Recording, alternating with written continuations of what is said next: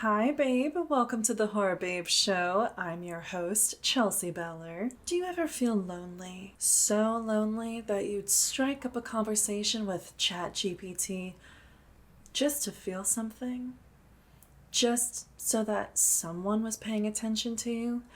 Doting on you even? Do you ever wish a gorgeous woman would walk into your home and offer you anything you wanted? Anytime you wanted?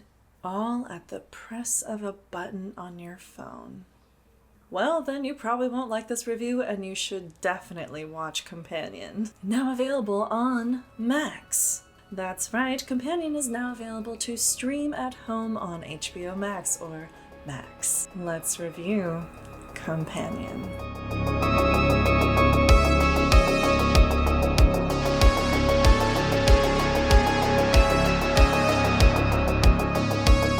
Before we get into that, here's a spooky reminder that you can support the show with a one-time donation to buymeacoffee.com.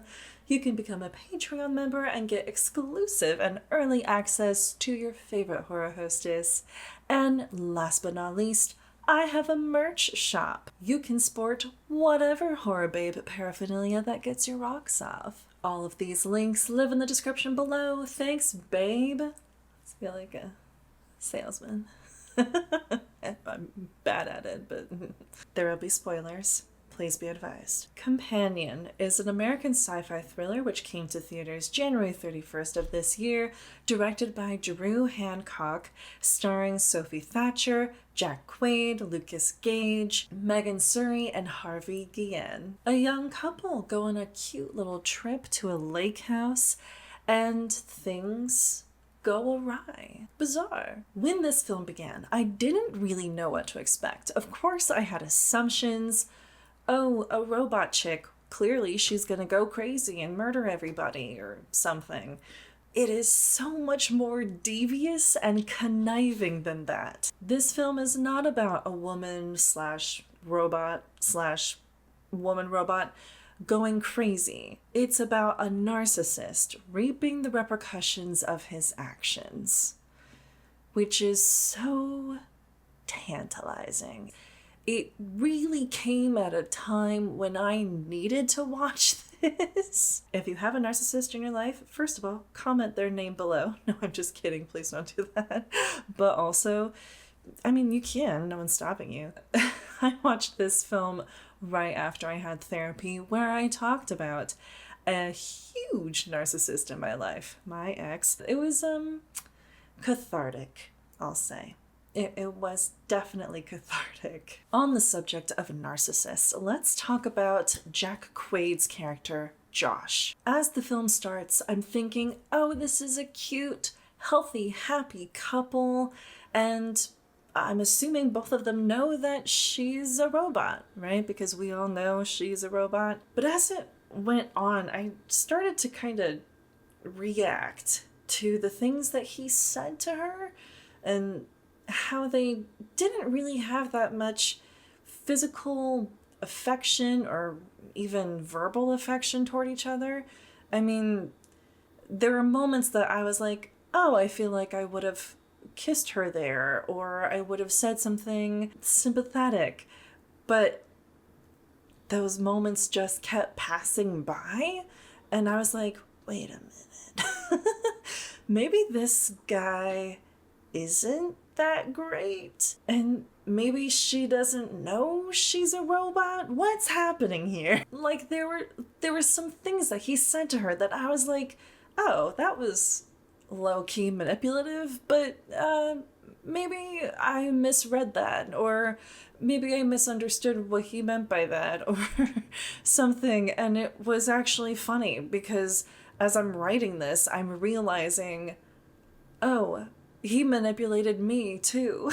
Because that's what narcissists do, is especially when you first meet one and you start talking to them and they say stuff and you go, oh, that was a weird thing to say, but no, I must have misunderstood, or I must have misheard them, or clearly I'm missing something. But the funny thing is, you're not missing something. You're seeing them exactly for who they are.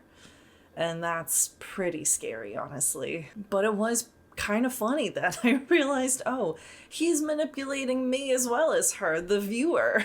But really what nailed it home for me, when I really realized, okay, this is not an actually good guy we're talking about here. The more I read his eyes, like not just his facial expressions, but really his eyes, because the eyes can say so much, and there was nothing there. It was spooky. There isn't any love or affection or compassion. It was just nothing. But he had that charming smile. Classic narcissist, if you want my opinion. Now, unfortunately, this story of Companion actually seems plausible to me. I know that might sound a little far-fetched, but truly, it seems likely. Take Josh's character. He is a classic incel. There are incels abound, okay? And apologies, if you don't know what an incel is, it's two words combined: involuntary, celibate. I think you get the picture, but if you need more, an involuntary celibate is usually a heterosexual man who desires to have sex with women, but for whatever reason is unable to attract women, and often these men tend to have hostile feelings towards women, especially when they decline them. So things can escalate with these groups of people. And on the technological side of things, yeah, that seems possible to me too. I mean, we do have autopilot cars, and with the way AI is going, despite our environment, yeah, a fuckbot seems possible. I mean, they're probably making one right now, right? Maybe I shouldn't say this so close to my phone. I mean, if fuckbots became a thing, sorry for using that word, and you add a seriously narcissistic control freak, there you go. You have this movie. Yikes. Moving on to Sophie Thatcher's character, Iris. Sophie gives a supremely convincing performance. I mean, she is downright sublime. I really believed that she was in love with Josh. But then when she realizes who he is and what he's planned, there's this turning point for her. There's some really great choices that are made in the script and with her character.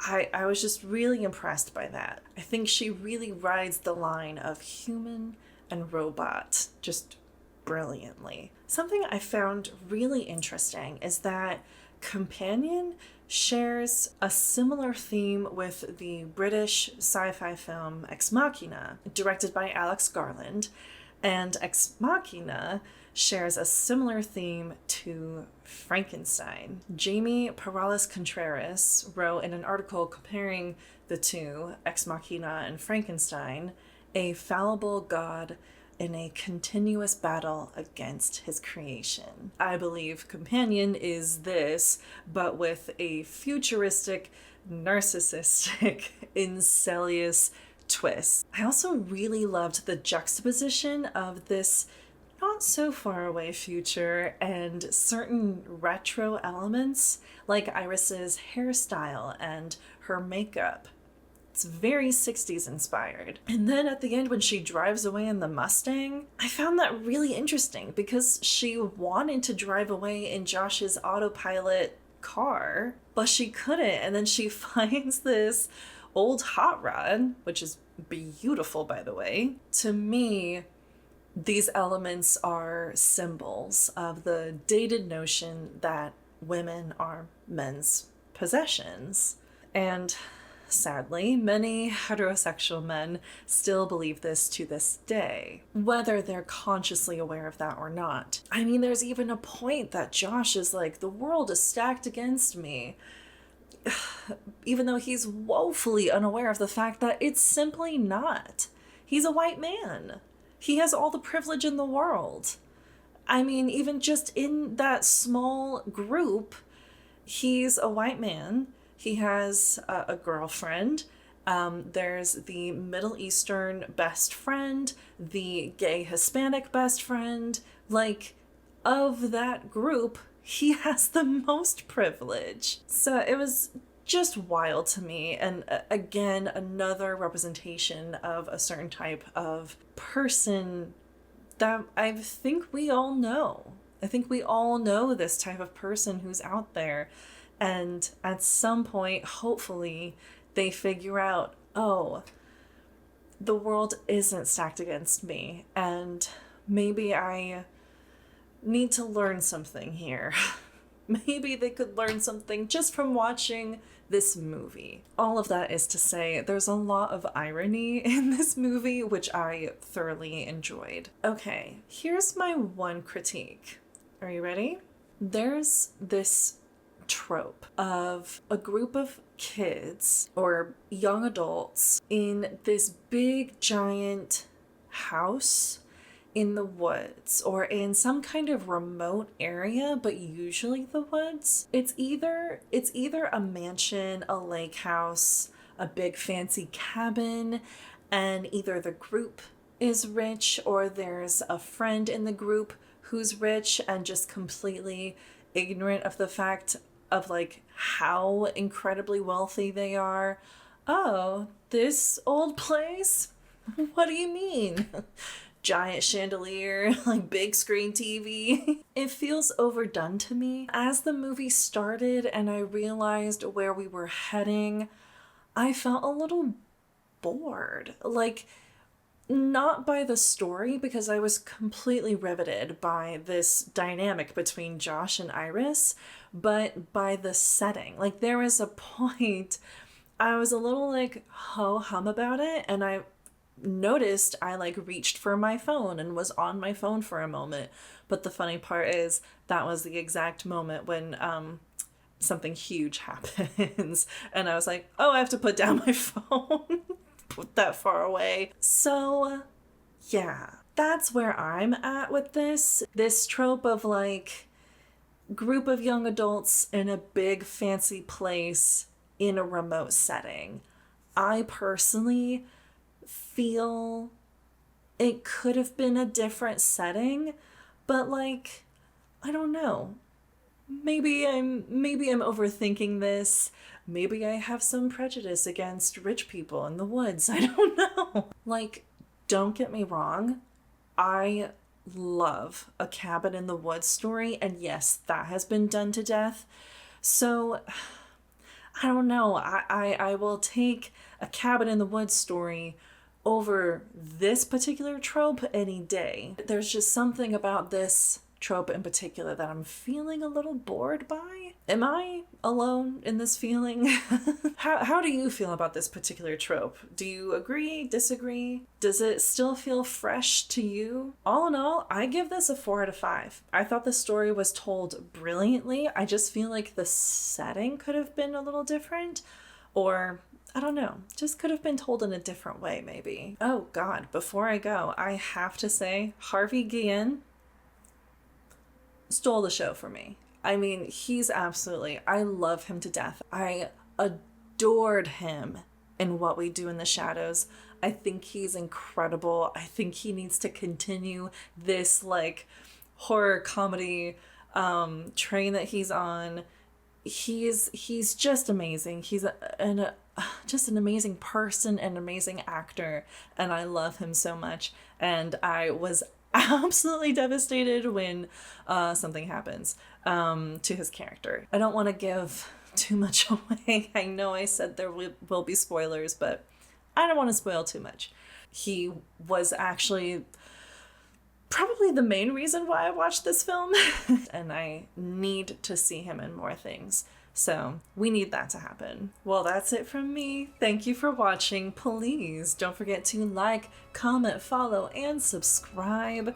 Follow me on Instagram and Letterboxd to see what I'm watching and what I'm rating. Bye, babe.